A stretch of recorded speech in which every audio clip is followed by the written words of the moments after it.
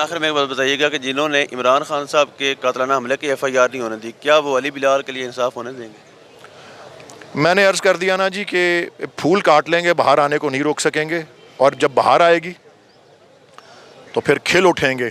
کہتے ہیں نا سارے جو چمن جو ہے وہ کھل اٹھے گا.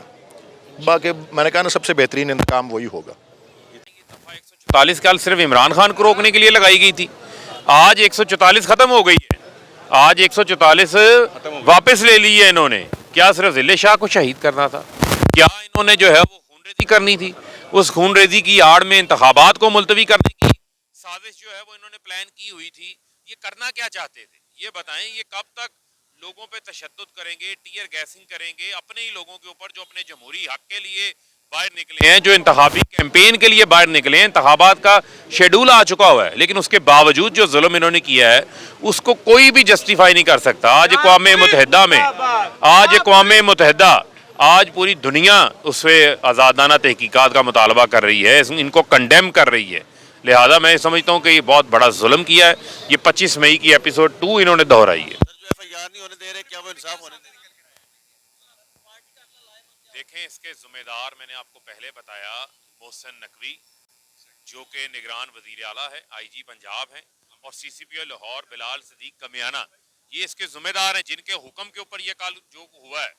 خواتین کے اوپر تشدد، گاڑی میں خواتین بیٹھی ہوئی ہیں، ان کے اوپر ڈنڈے برسائے جا رہے ہیں، گاڑیوں کے شیشے توڑے جا رہے ہیں. یہ کسی سے ڈھکا چھپا تھوڑی تھا، سب کے علم میں تھا. جو انہوں نے کیا ہے وہ کسی سے ڈھکا چھپا نہیں تھا. اور پھر ایک جھوٹ بولنا، پروپیگنڈا کرنا کہ یہ جی پرانی ویڈیو ہے جیل بھرو تحریک کی.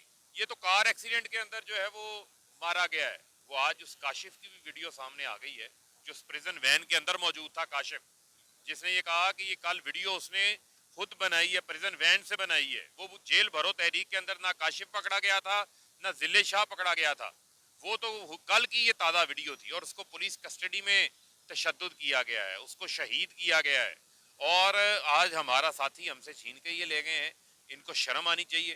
یہ خون ریزی کروانا چاہتے، اس خون ریزی کی آڑ میں یہ انتخابات ملتوی کروانا چاہتے ہیں، کیونکہ ان کو نظر آ رہا ہے کہ یہ عوام میں نہیں جا سکتے. کبھی یہ کہتے ہیں الیکشن کمیشن انتخابی ریلیوں پہ پابندی لگا دے، کبھی یہ کہتے ہیں کہ انتخابات کو جو ہے وہ کسی طریقے سے ملتوی کروا دیا جائے. یہ جو طریقہ کار ہے ان کا، وہ طریقہ کار ان کا کسی صورت بھی جو ہے وہ مینیجیبل نہیں ہے.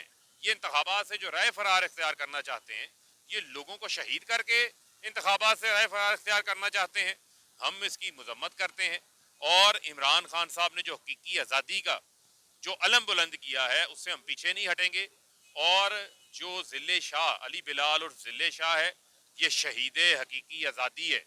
شہید حقیقی آزادی ہے ضلع شاہ.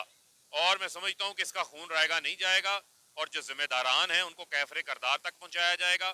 پولیس نے پھر وہی باریک واردات ڈالی کہ اپنی مدعیت میں مقدمہ درج کیا، عمران خان کو مرڈر کا ملزم بنا دیا، فاروق حبیب کو، فواد چودھری، حماد اظہر، میاں محمود رشید اجاز. اور عمران خان صاحب نے جو حقیقی آزادی کا جو علم بلند کیا ہے اس سے ہم پیچھے نہیں ہٹیں گے. اور جو ضلع شاہ علی بلال اور ضلع شاہ ہے، یہ شہید حقیقی آزادی ہے. شہید حقیقی آزادی ہے ضلع شاہ. اور میں سمجھتا ہوں کہ اس کا خون رائے گا نہیں جائے گا، اور جو ذمہ داران ہیں ان کو کیفر کردار تک پہنچایا جائے گا. پولیس نے پھر وہی باریک واردات ڈالی کہ اپنی مدعیت میں مقدمہ درج کیا، عمران خان کو مرڈر کا ملزم بنا دیا، فاروق حبیب کو، فواد چودھری، حماد اظہر، میاں محمود رشید اجاز چودھری، ان کو ملزم بنا دیا ہے قتل کا. دہشت گردی کی دفعات لگا دی گئی ہیں. یعنی کارکن بھی ہمارا شہید ہو رہا ہے، کر بھی پولیس شہید رہی ہے، اور مقدمہ بھی ہمارے اوپر درج کر رہے ہیں. تو یہ نہیں ہو سکتا کہ آپ قاتل بھی ہوں، آپ منصف بھی ہوں.